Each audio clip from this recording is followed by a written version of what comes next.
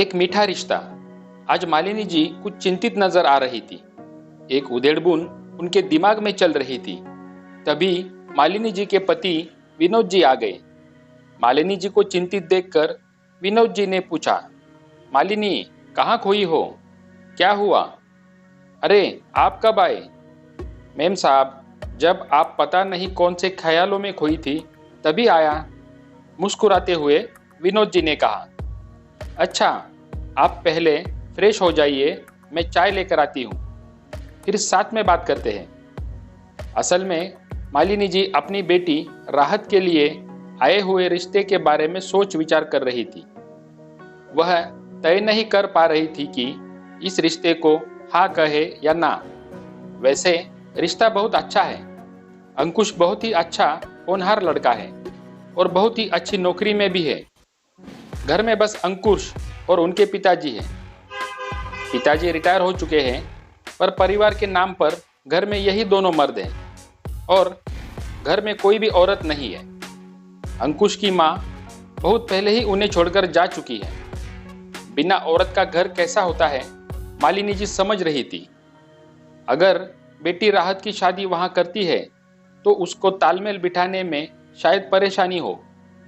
अंकुश और उनके पिताजी वाकई में बहुत सज्जन व्यक्ति हैं। मना करने का कोई कारण भी नहीं मिल रहा। बस इसी उधेड़बुन में वह चाय बनाकर विनोद जी के पास ले आई। विनोद जी ने समझाया कि देखो, इतने सज्जन लोग मिल रहे हैं तो हमें निश्चिंत होकर अपनी बेटी की शादी वहां करनी चाहिए। बाकी हमारी बेटी खुद ही इतनी समझदार है, सब कुछ अच्छे से व्यवस्थित कर लेगी। और फिर राहत को भी इस रिश्ते से कोई परेशानी नहीं है।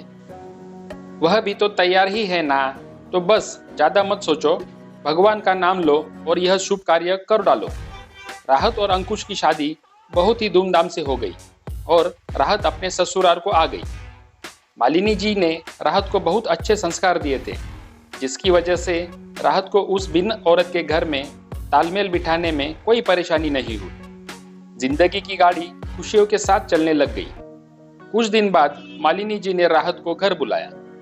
राहत कुछ देर के लिए ही घर आई थी। मालिनी जी ने पहले तो उसका बहुत लाड किया और उसकी खातिरदारी की। फिर बोली, चल बेटी, थोड़ी देर हम लोग भी गपशप करते हैं। हाँ, तो बता, कैसा चल रहा है तेरे घर में? अंकुश जी कैसे हैं और तुम्हारे ससुर जी कैसे हैं? सब खुश तो है ना तुझसे? माँ, मैं बहुत खुशकिस्मत हूँ जो मुझे अंकुश जैसे पति और पापा जी जैसे पिता मिले हैं। पता है माँ, पापा जी मेरे साथ खाना बनाते हैं। मुस्कुराते हुए राहत बोली। अरे, यह क्या, तुम उनसे खाना बनवाती हो?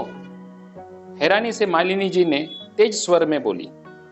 उफ माँ, पूरी बात तो सुनो। जब मैं किचन में खाना बनाती हूँ, पापा जी आ जाते हैं और फिर इतनी सारी बातें करते हैं कि मेरा खाना कब बन जाता है मुझे पता ही नहीं चलता। लगता है जैसे हम दोनों ने साथ मिलकर ही खाना बनाया है। फिर मैं और पापा मिलकर अंकुश की बहुत सारी शिकायतें और गॉसिप करते हैं।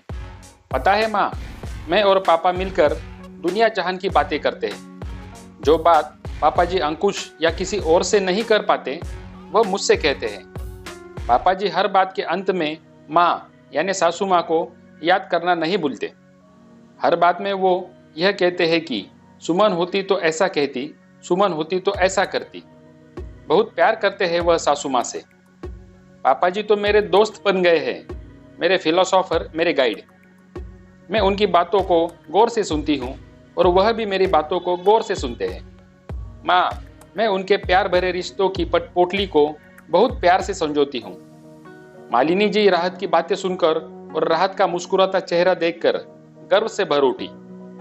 अपनी बेटी की परवरिश और उसकी समझदारी पर बड़े बुजुर्गों की छत्र छाया बहुत नसीब से मिलती है। उनके पास हमें देने के लिए अमूल्य निधि के रूप में उनका प्यार, यही उनका अनुभव भंडार होता है जो वह हमें देते हैं, और उस अमूल्य निधि की हमें कद्र करनी चाहिए। बस वो हमसे तवज्जो और प्यार चाहते हैं बदले में, और वैसे भी माँ बाप से बढ़कर दुनिया में कुछ भी नहीं। वे हमें अपना पूरा जीवन देते हैं, बदले में उनके इस अंतिम पड़ाव में हमें उनको खुशियाँ जरूर देनी चाहिए। दोस्तों, ये कहानी आपको कैसे लगी हमें कमेंट में जरूर बताएं और हमारे चैनल को लाइक, सब्सक्राइब और शेयर करना ना भूलें। मिलते हैं एक अगली कहानी में। धन्यवाद।